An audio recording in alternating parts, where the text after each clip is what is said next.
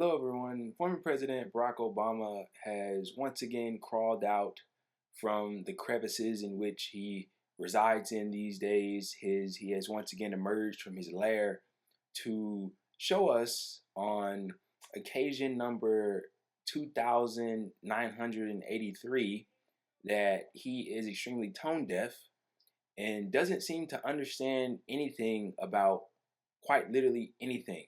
And that's not a hyperbole.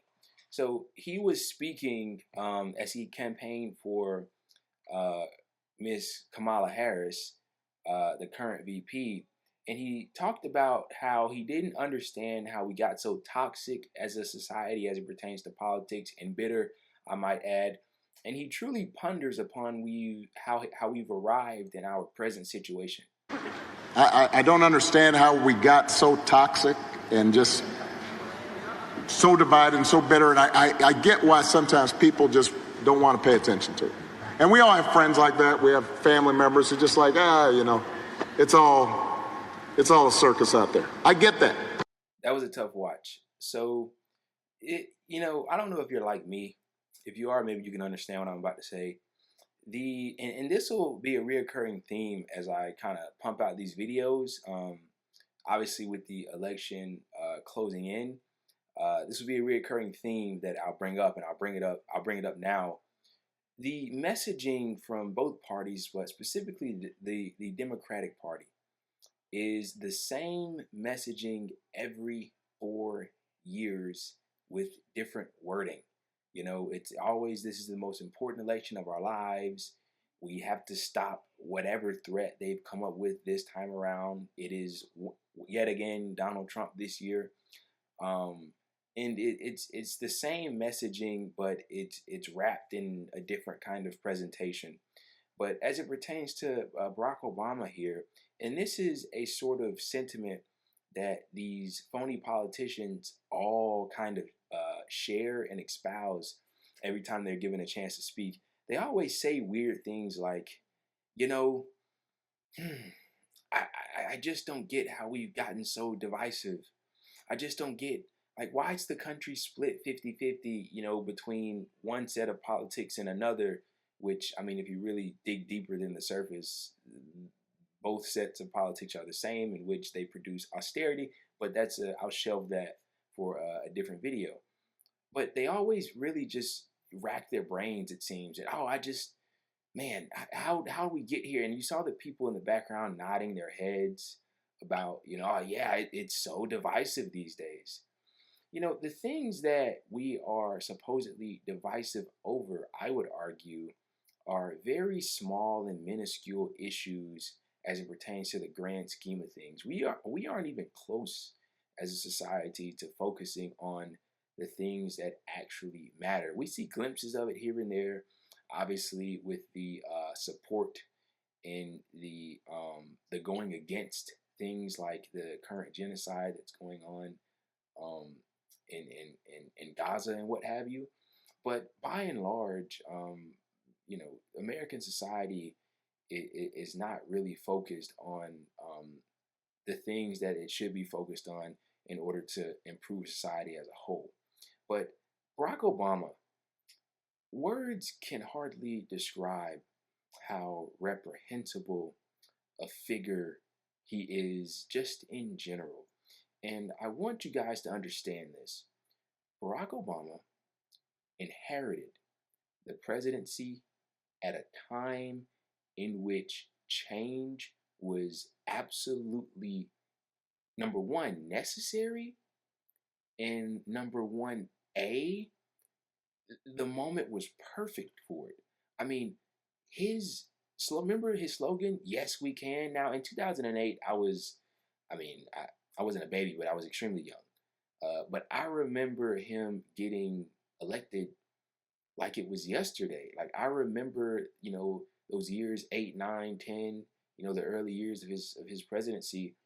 I remember like it was. I remember going to school the day after he was elected president, and there was just this feeling of, even as a child, I felt it.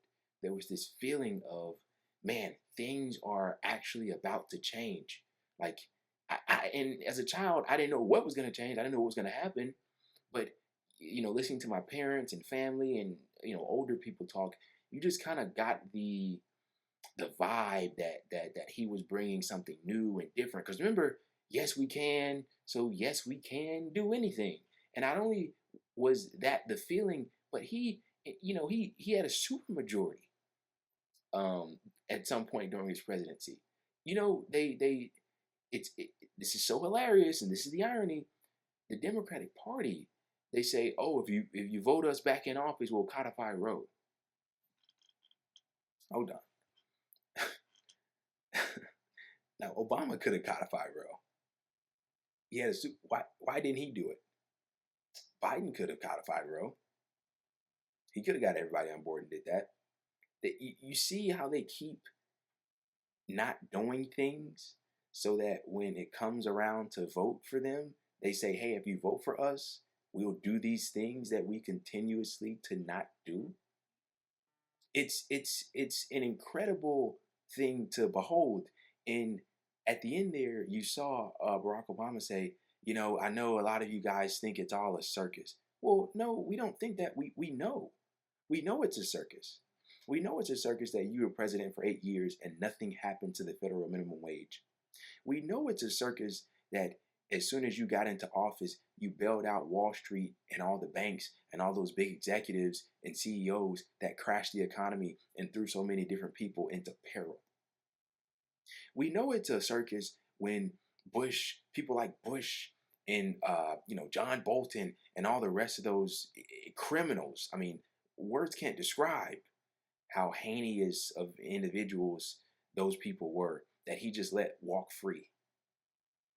Of course, it's a circus. You are the main contributor to why people, he said, you may have family members that, just want nothing to do with it.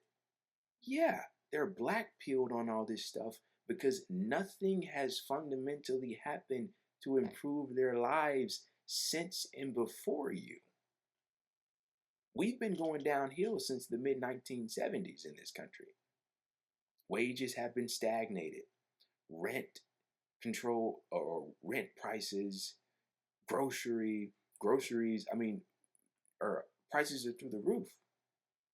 Obama, not even to speak about his, seemingly fascination with drones and killing people in faraway lands that you'll never visit in your life. So of course you don't have to care about it. He, continued a perpetuation of all the wars that he inherited.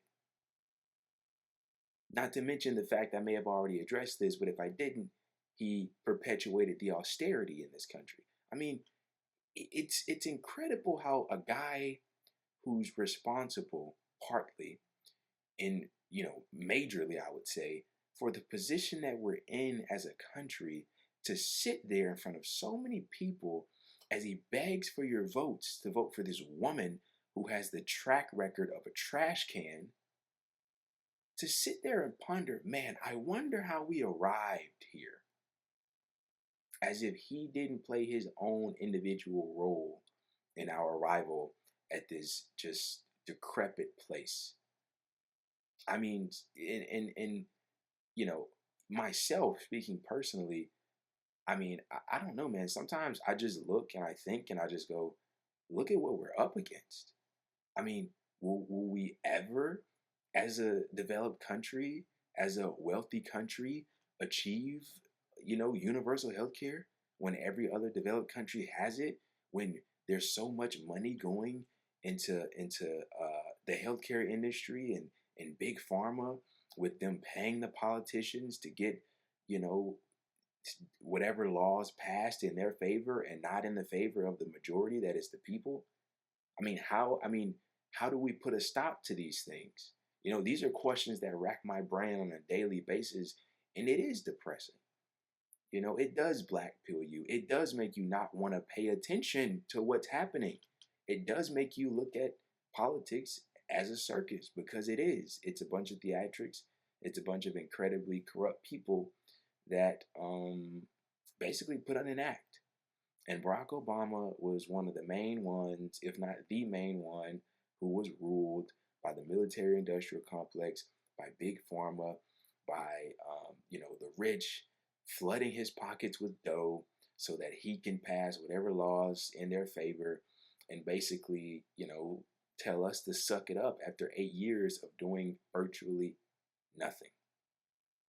And after 8 years of doing nothing, he gets to go and fuck off and do whatever else with his wife, while the rest of us suffer from his inactivity as a sitting president of the United States of America for 8 long years. And then we get lectured. We get lectured into voting for a candidate like Kamala Harris. Which is just insane in its own right. But the guy that brought us Donald Trump gets to sit around and tell us or ponder about how we've gotten here and why we're here and what to do about it. This is grandiose stuff right here. But this is Barack Obama at his finest.